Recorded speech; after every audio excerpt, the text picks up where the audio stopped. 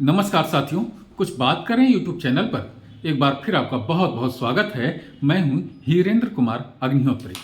साथियों, जब भी साधु सन्यासियों की बात आती है तो हमारे मस्तिष्क में एक चित्र उभरता है कि ये तो साधु सन्यासी हैं, ये आत्मा परमात्मा की बात करेंगे, पूजा पाठ की बात करेंगे या किसी अंधविश्वास की बात करेंगे।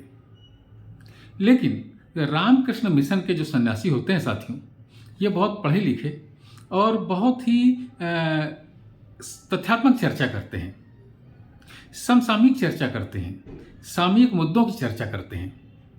ऐसे ही एक सन्यासी हुए हैं रामकृष्ण मिशन में, श्री रंगानाथन। उनकी लिखी हुई एक पुस्तक या ये कहीं कि उनके प्रवचनों का एक संग्रह मुझे प्राप्त हुआ। उसका नाम है आधुनिक युग में नारी। इस छोटी सी पुस्तक में उन्होंने नारी विमर्श, स्त्री विमर्श के बारे में बहुत ही गहन और बहुत ही सार्थक चर्चा की है। तो उसी पुस्तक से मैं कुछ चर्चा आपसे करना चाहूँगा।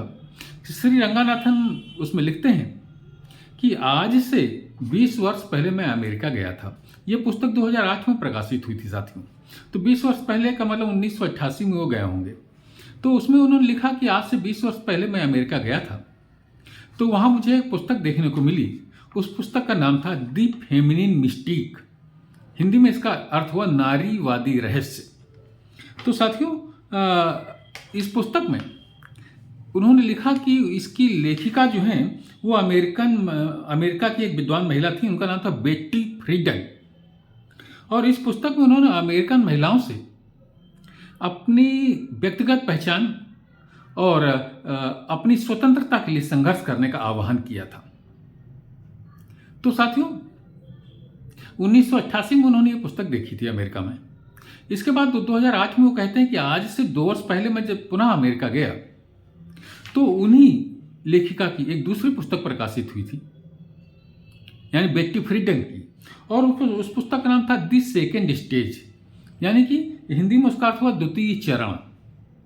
उस पुस्तक में उन्होंने इस बात के लिए बहुत ही खेद प्रकट किया कि पहली पुस्तक यानी 20 वर्ष पहले जो उन्होंने पुस्तक लिखी थी द फेमिनिन मिस्टीक यानी नारीवादी रहस्य, उसमें उन्होंने जो स्त्रियों को आह्वान किया था कि अपनी व्यक्तिगत पहचान के लिए संघर्ष करें, अपनी स्वतंत्रता के लिए संघर्ष करें, उसका बहुत कम लक्ष्य इन 20 वर्षों में प्राप्त कर पाया गया समाज में। ऐसा वो बेट्टी फ्रीडन अपनी दूसरी पुस्तक द सेकेंड स्टेज में लिखती हैं।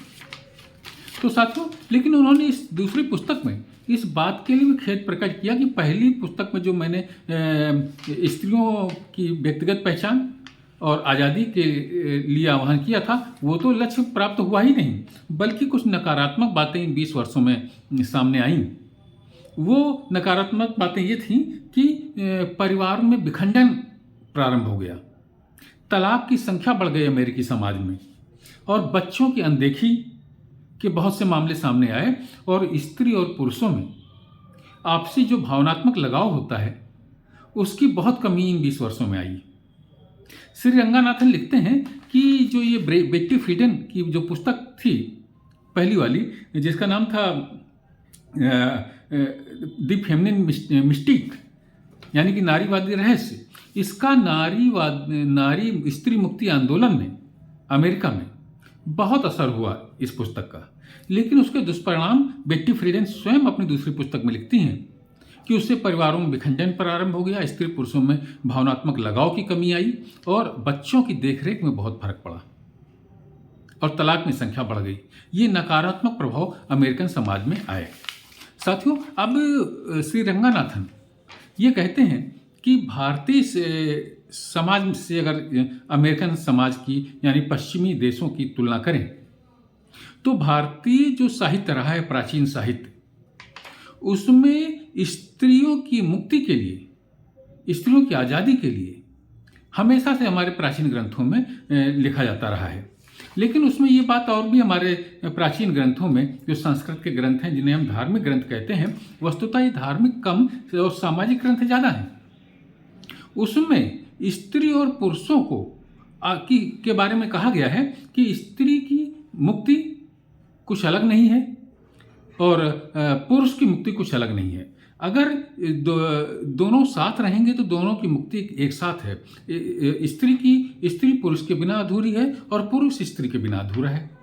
इसलिए दोनों की मुक्ति अलग अलग नहीं हो सकती। अगर मुक्ति होगी तो दोनों की एक साथ मुक्ति होगी। और स्त्री की जो स्वतंत्रता, स्त्री की जो आज़ादी की बात है, उसके लिए तो मनुस्मृति में ही लिखा हुआ है। यत्र नार्यास्तु पूजन्ते रमन्ते तत्र देवता की बात तो हम लोग सुनते हैं कि जहाँ नारियों की पूजा होती है वहाँ पर देवता निवास करते हैं। ये बात तो हम लोग बहुचर्चित है ये बात। लेकिन उसी मनुस्मृति में यह भी लिखा हुआ है कि जिस घर में पुरुष स्त्री से संतुष्ट रहता है और स्त्री पुरुष से संतुष्ट रहती है, दोनों एक दूसरे से संतुष्ट रहते हैं, उस घर में लक्ष्मी का निवास होता है। इसमें देखिए लिखा हुआ कि जिन घरों को अपूजित होकर स्त्रियां शाप दे देती हैं, वे घर विष के प्रयोग कैसे मारे हो जाते हैं कि जैसे उस घर में कोई विष छिड़क दिया गया हो। जिस घर घरों में अपमानित होकर के स्त्रियां शाप दे देती हैं, वो घर इस तरीके से कुमला जाते हैं जैसे कि उन घरों पर विष छिड़क दिया गया हो। ये बात तो मनुस्मृति में लिखी गई है और मनुस्मृति की बहुत आलोचना होती है। और इसके लिए और उसी पाठ में, मनुस्मृति के उसी अध्याय में ये भी लिखा हुआ है, इसलिए ऐश्वर्य की इच्छा करने वाले पुरुषों को आभूषण आदि दे करके और अच्छे कर्मों के द्वारा और इन विवाह आदि करके इन स्त्रियों को सदा सत्कार करना चाहिए। जिस कुल में स्त्री पति से और पति स्त्री से प्रसन्न रहता है, उस कुल में निश्चय ही कल्याण होता है। ये बात मनुस्मृति में लिखी हुई है। इससे ज्यादा स्त्री विमर्श और क्या होगा, जहां पर स्त्री और पुरुष को बराबर का दर्जा दिया गया है। तो भारतीय संस्कृति में, भारतीय सभ्यता में, भारतीय साहित्य में, भारतीय प्राचीन ग्रंथों में ये बातें लिखी हुई हैं। और साथियों, हमारे अब कहा यह जाएगा कि देखने में तो ये आता है कि स्त्रियां बहुत प्रताड़ित हैं समाज में, स्त्रियों को दूसरे दर्जे का नागरिक माना जाता है, ऐसा कहने वाले कह सकते हैं। तो साथियों, ये ग्रंथ बहुत पहले लिखे गए थे और इसके बाद में हम जानते हैं कि भारत में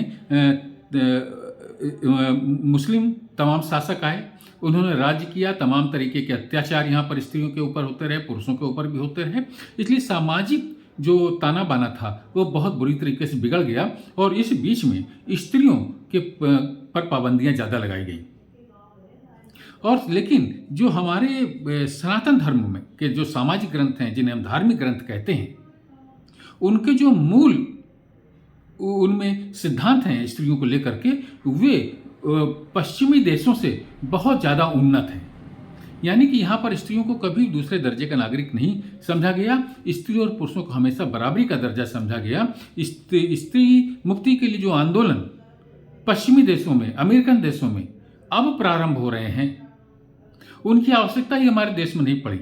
मनुस्मृति में तो उन्होंने बताया कि मनुस्मृति जैसे ग्रंथ में, जिसको कि बहुत जलाया जाता है और बहुत तमाम तरीके की बातें उसके बारे में अनर्गल बोली जाती हैं, उसमें ये लिखा हुआ है स्त्री और पुरुषों के बारे में कि स्त्री और पुरुष बराबर हैं, दोनों की मुक्ति अलग अलग नहीं है। साथियों, ये जो हमारे ग्रंथ हैं सिर्फ मनुस्मृति की ही बात नहीं, महाभारत के शांति पर्व में भी लिखा हुआ है कि उसी राजा के राज्य को अच्छा राज्य कहेंगे जिस राज्य में स्त्रियां आभूषण आदि पहन करके किसी भी समय किसी भी गली में निर्भय होकर के, बिना पुरुष के साथ के, अकेले निर्भय होकर के आना जाना जिस राज्य में स्त्रियों का है, उसी राज्य के राजा को हम प्रशंसनीय कहेंगे और उसी राजा के राज्य को सराहनीय कहेंगे, उसी को अच्छा कहेंगे जिस राजा के राज्य में स्त्रियां निर्भय होकर के आभूषण आदि पहन करके बिना किसी पुरुष के साथ के आती और जाती हैं। तो कहने का मतलब ये साथियों कि इस पुस्तक में, ये पुस्तक देखिए, ये आधुनिक युग में नारी, स्वामी रंगानाथन की ये पुस्तक है। तो इसमें यही कहा गया है कि जो पश्चिमी देशों में, यूरोपीय देशों में स्त्री मुक्ति के जो आंदोलन चल रहे हैं अब, और हमारे देश में जो हमारे प्राचीन ग्रंथ हैं, उनमें स्त्रियों के सम्मान के लिए, उसमें स्त्रियों की स्वतंत्रता के लिए, उसमें स्त्रियों को अधिकार के लिए बहुत पहले से ही बातें लिखी जा चुकी हैं। तो इसीलिए कहा जाता है कि भारतीय सभ्यता और संस्कृति महान है, और हमें इस पर हम सनातन धर्मियों को, हम भारतवासियों को तो भारतीय सभ्यता और संस्कृति पर गर्व करना चाहिए कि हमारे जो ग्रंथ हैं वो स्त्री सम्मान की भावना से भरे हुए हैं। तो साथियों, आज की चर्चा में बस इतना ही। अगर आपको ये वीडियो पसंद आया हो तो इसे लाइक करें, शेयर करें, अपनी टिप्पणियों से मुझे जरूर अवगत कराएं, और अगर आपने मेरा ये चैनल सब्सक्राइब नहीं किया हो तो कृपया इसे सब्सक्राइब भी करें। कि कल किसी और मुद्दे पर आपसे बात करता हूं। तब तक के लिए जय हिंद, वंदे मातरम।